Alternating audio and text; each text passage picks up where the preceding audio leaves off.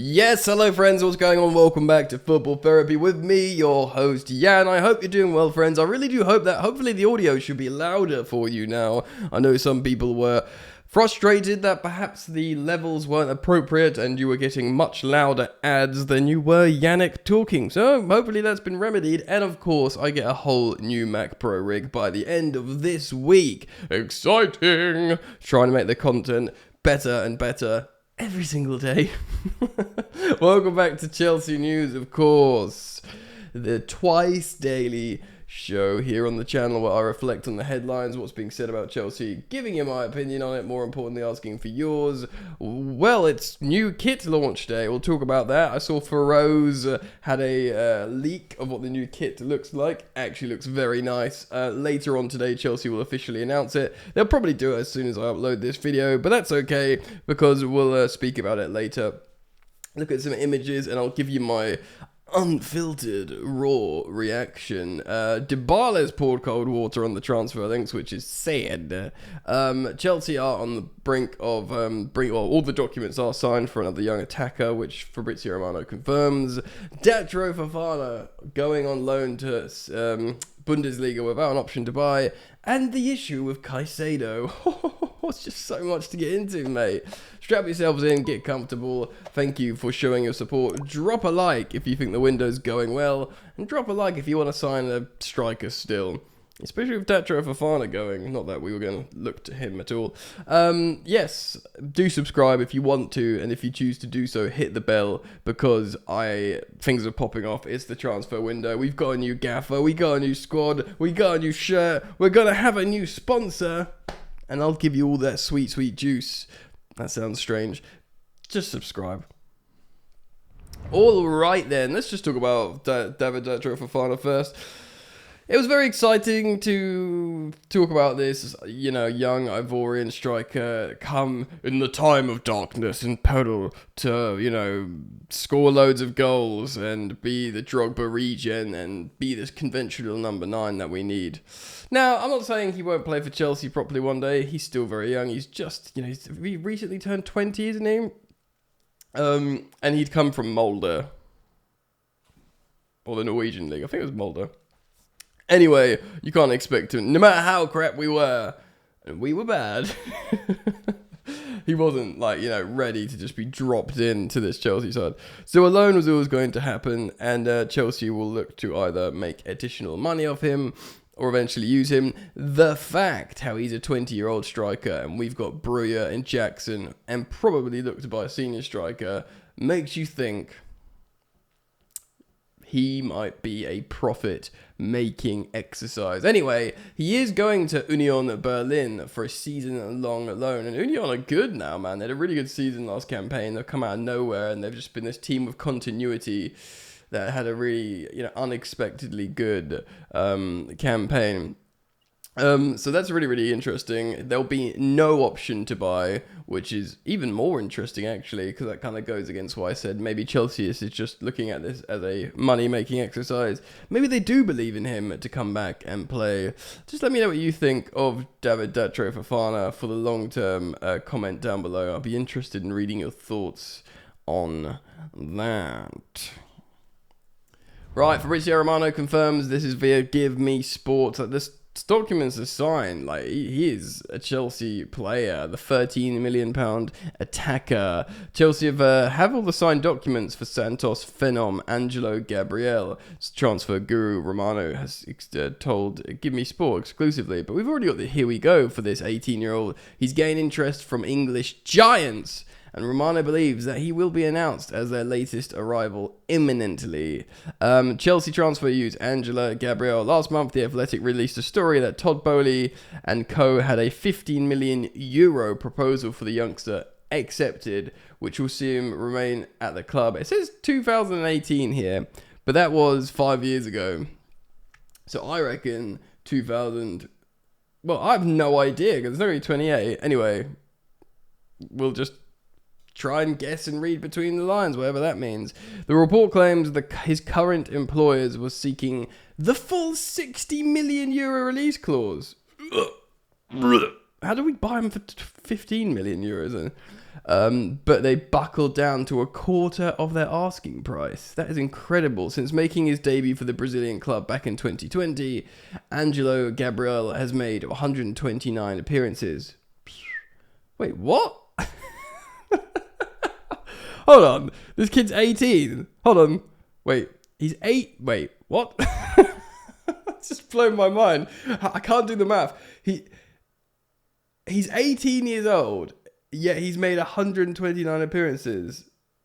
But if he's made his debut, making a debut is for the first team. This, I mean, you do the math, viewer. Please comment down below. Though he's just scored 5 goals per transfer marks. Right now, I'm really not. 5 goals in 130 games isn't good for, I think, an attacker. This common conception is that upon his arrival, he'll be loaned out to a new club, or the satellite club Strasbourg. And yeah, fair enough. Yes, so Fabrizio Romano said it's going to be a 6-year deal, probably with an option included for a 7th season. So we're not strapping people down to 9 years anymore, probably because of the UEFA rule change. He says everything is ready. He says Angelo Gabriel is going to be a Chelsea player and announced very, very soon. But all the documents is signed. It's just the announcement. Well, personally, I'll be very, very interested to learn actually the details of how long this 18-year-old... I mean, did he make his debut as a fetus for the first team? Why he scored so little goals as an attacker? I, like you, am keen to learn and not potentially use Transfermarkt as a reference point here, such as apparently like Give Me Sport has. Anyway. Whatever. Paulo Dybala's poured cold waters on the Chelsea links. The Argentine is reportedly of interest to Mauricio Pochettino at Stamford Bridge, who last week conducted his first press conference as Blues boss. This is on the Evening Standard, written by Alex Young. Nicholas Jackson and Nkunku have already come through the door this transfer window. Of course, Romelu Lukaku is expected to leave, as well as Aubameyang. So, Dybala was in England at the weekend, attending both Wimbledon and the British Grand Prix to raise questions over the move for the Blues. But the striker insists he's not going to leave Roma. He told La Roma 24 this, quote, "I'm motivated for pre-season, which we're starting on Monday. My future? I'm happy at Roma. I'm staying here."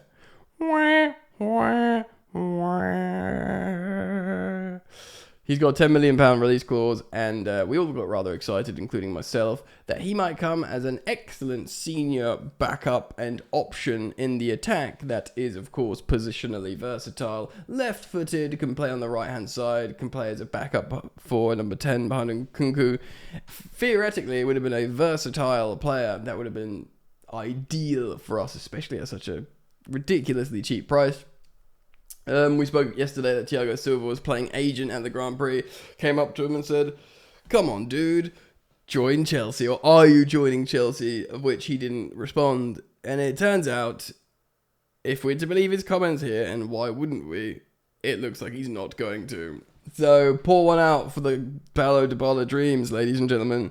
We hardly knew ye. I don't really want to go for something like a Gabri Vega after watching him in that Euros under-21s final. Turkey is the one, really, that we want from Lyon. Although now they can't sign anyone, and indeed aren't signing Pulisic, who's going to Milan. How would we get them? How do we sign cheeky Turkey? I don't know, but Chelsea probably will look at an attacking midfielder. Alright, before we talk about the shirt situation, actually let's read that now because I've got it in front of me, and then we'll talk about Moises Caicedo. What's the hold up?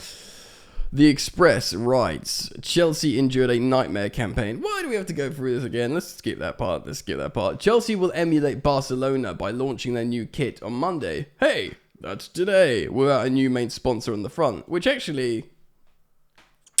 it looks pretty nice. It does look really nice. I can't wait to see the photo shoot on the players.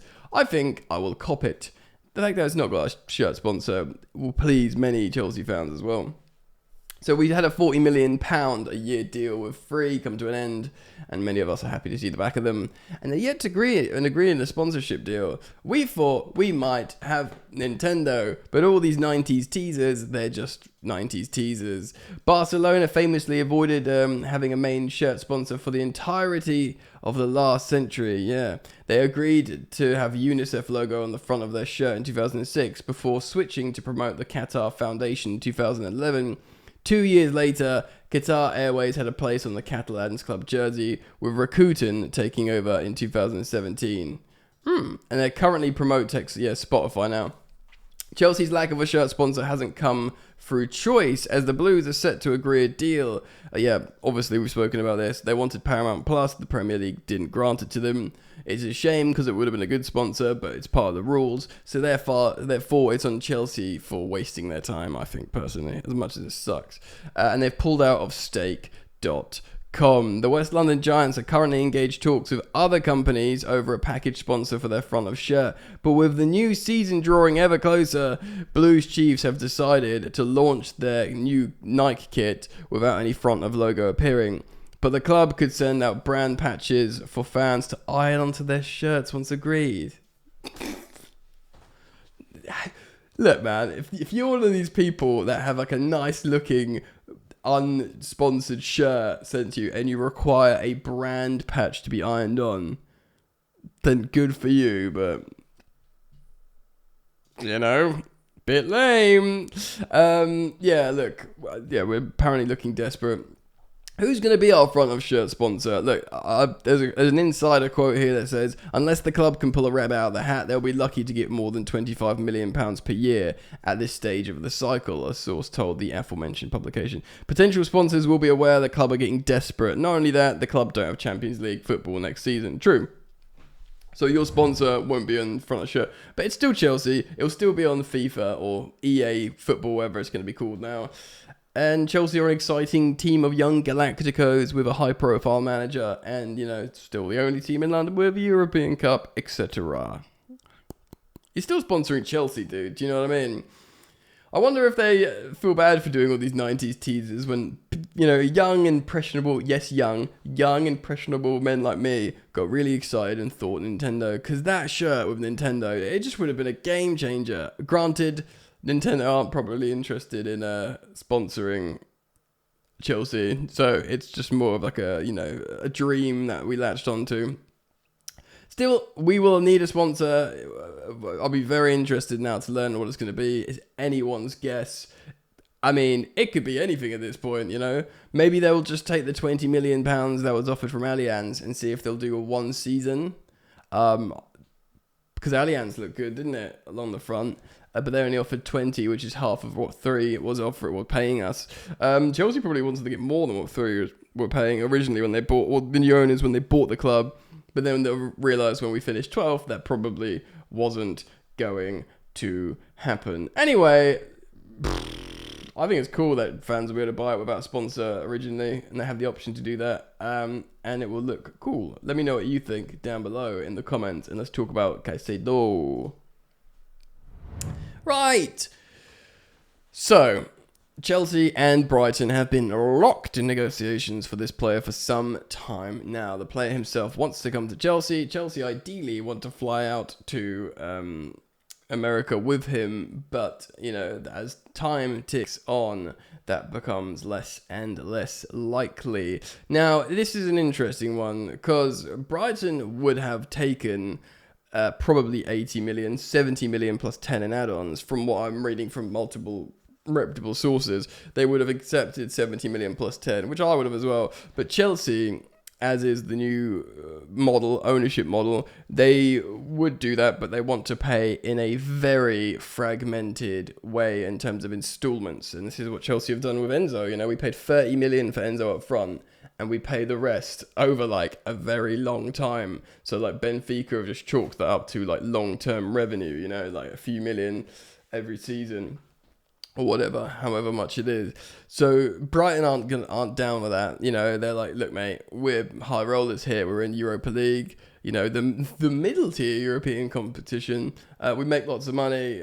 We're not in for this drip feed. If you want to give us a big juicy injection of cash now, we can, so we can get even better, but they've got Premier League revenue as well, which is pretty like profound amounts of money.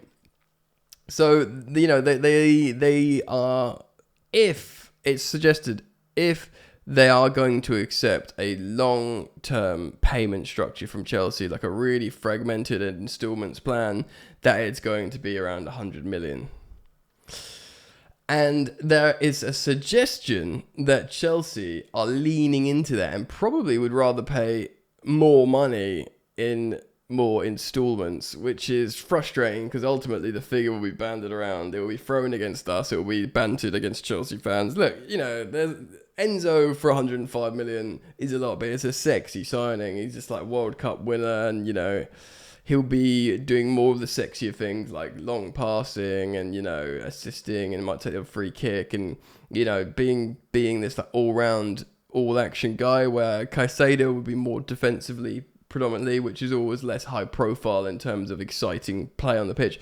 Kante changed the game for that a little bit, but you know what I mean? There is an element of that. So paying 100 million again, he hasn't won the World Cup. He hasn't won the best player in the World Cup. He's not been playing in the Champions League. All these things that Enzo had going for him. So to pay a 100 million pound fee for that is a frustrating one. But maybe the 80 million, the 70 plus 10 is there. But Chelsea really, really, their financial plan that they know about, that they presented to Poch, like this is how they do it. They're like, yeah, we're going to build a super team for tomorrow, but we have to do it like this. We have to do it like all these South American youngsters we've bought, and we fragmented the payments. Maybe not the ones that cost like 10 million, but all of the players that cost more. And this is just the plan, and this is where we're at. I think everyone wants to get this done. Obviously, Chelsea want to get it done. Obviously, the player wants to get it done. And I think considering the scenario, Brighton have told Caicedo that he can go, and, they probably just would like to get it done as well. Not just because they'll make a lot of money, but because they will ultimately solve a problem, know where they are, and then get on with the season, and everything is okay. So yeah, it should happen, but it's frustrating. Anyway, I'll be very interested in learning your thoughts, feelings, and opinions down below, so please do leave them in the comment section, and thank you for interactions on the video. I'd urge you in the direction of my social media, at FootballYannick on Threads and Instagram. Of course, I'll do another video later, probably reacting to images from the kit launch, as well as any updating transfer news. It's Monday, and we're really getting into it now, so there will be transfer news. So keep it locked. Thank you for joining me again. See you on the next one. Peace.